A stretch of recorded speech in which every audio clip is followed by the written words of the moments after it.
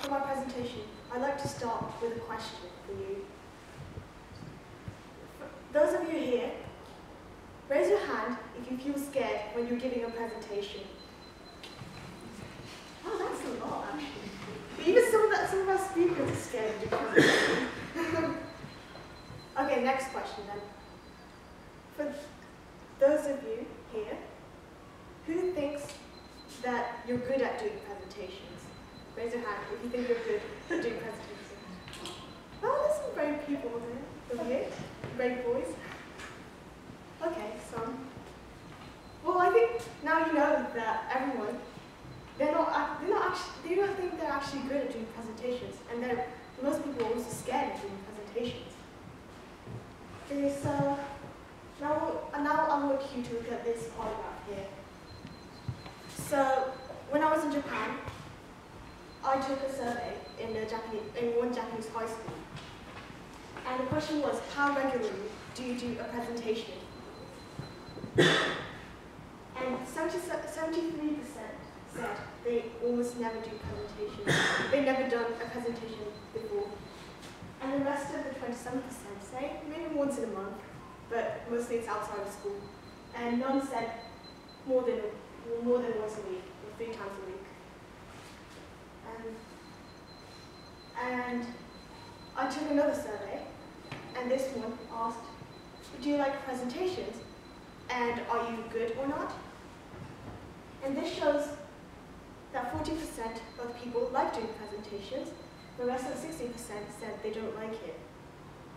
But what's even more astonishing is that 20% said they're good at doing presentations, but the rest of 80% said they're not good at doing presentations. And I want to emphasize the fact that this survey was done in Japan.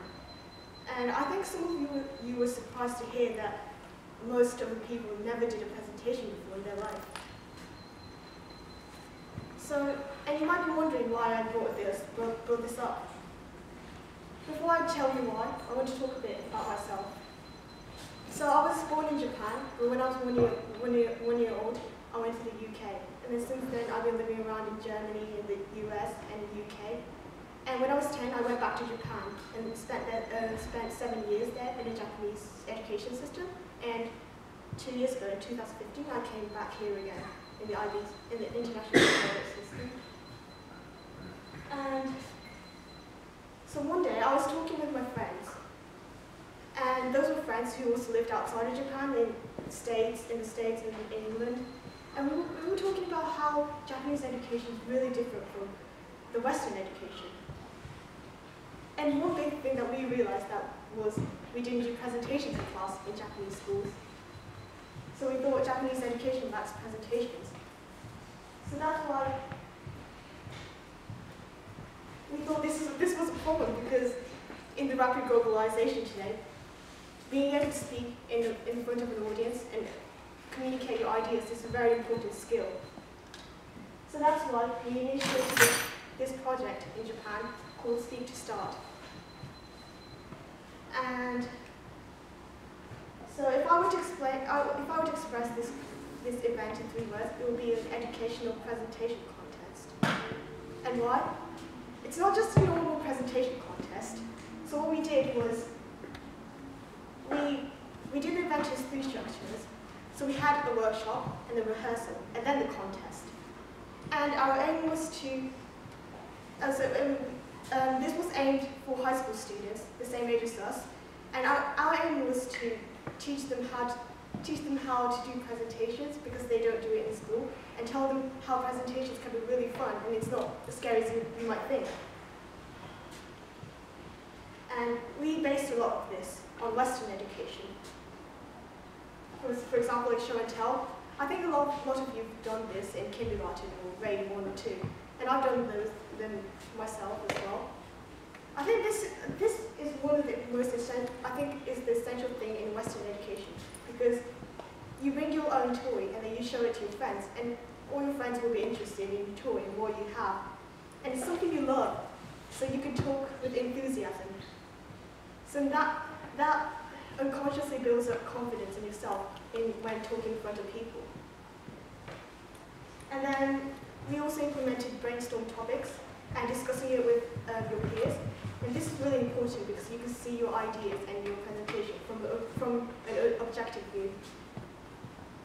And we also watch TED Talks in our event because it's really good to look at examples and learn and see how the good speakers talk. And yeah, that's a photo of the event staff and the members. And this event, it went really well. Everyone enjoyed it. We also had some feedback that it opened my eyes to what presentations actually are. And some people even said that they've never seen a TED Talk in their life before. They didn't know about it. I think a lot of you will be pretty surprised to know that some people don't even know about TED Talks. And this really comes from what I've said earlier. Japanese education lacks teaching the skills and encouraging students to do presentations. So I'm going to give you a short insight into how Japanese education actually is. So this is a standard classroom in Japan. All the classrooms are like this, and I'm not joking. As you can see, all the tables and the chairs, they're facing towards the board, and there's one board up there, and it's separated. And all we do is, it's like a university lecture. So the teacher speaks, and he or she puts that on the blackboard, and we copy it down. And we never get the chance to discuss or ask questions. Well, sometimes they let us ask questions, but no discussions. It's just copying down notes and remembering them. Even in tests, in Japan, I've never written an essay in my exam before, ever. And obviously, we didn't have presentation classes. So clearly, from the perspective of the staff of that Speak to Start event, we thought this was a problem.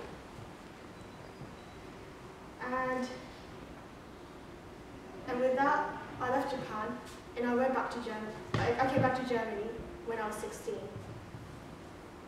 And I was really surprised because until now, I did the event in Japan, and I usually originally I grew up in Western system, so I thought I was pretty good at speaking and voicing my opinions. But it was really different, especially with the international baccalaureate at my international school. It was really different because everyone in class, we had lots of discussions, we had presentations, speeches, we had to write essays in the exams, and this was a really new experience to me. And then this led me to think that probably the reason why a lot of Japanese people, they're scared of doing presentation is not because they don't do it in school, but I think it's the surroundings and the educational setting. So that made me think, is it culture? Because for Western education, a lot of times you have to talk in front of people, and then you have to state your opinions clearly, and then you kind of need an opinion on something, and you have to debate it all. But in Japan, culturally, we're actually better at keeping to ourselves and thinking within ourselves. And like the education I just talked to you, we like to sit down and study and focus on what we have in front of us, rather than giving ideas and debating with other people. So that comes back to this. This is part of our education. We sit down, we focus on what we have. And so that made me think. The education in Japan and Germany, they're really, really different. And I thought that maybe Japanese people, if Japanese people suddenly come into this Western education, they'll be really intimidated because until now in Japan, we didn't have the education to actually speak and voice our opinions and structure our arguments. So I've given you. I hope I succeeded in giving you an insight about Japanese education and the difference between Western education. And what I want you to learn from this is that people come from really different cultural backgrounds, and from that they've been from very different education systems as well. And I also want you to realise that culture can really shape our ideas, the way we think, and how we process ideas and how we approach problems. So that's what, and especially in a school like this, in an international school, everyone, all the teachers and students, they come with very different backgrounds. And then that's why everyone they approach a problem, or they communicate in a bit of a different way, and think a bit differently.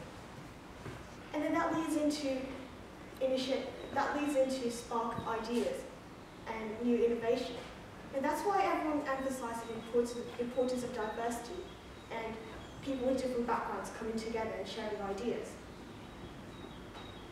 So, to those of you here, if you have an idea or something that you want to tell someone, just go and tell them. And share your ideas with lots of different people from different backgrounds.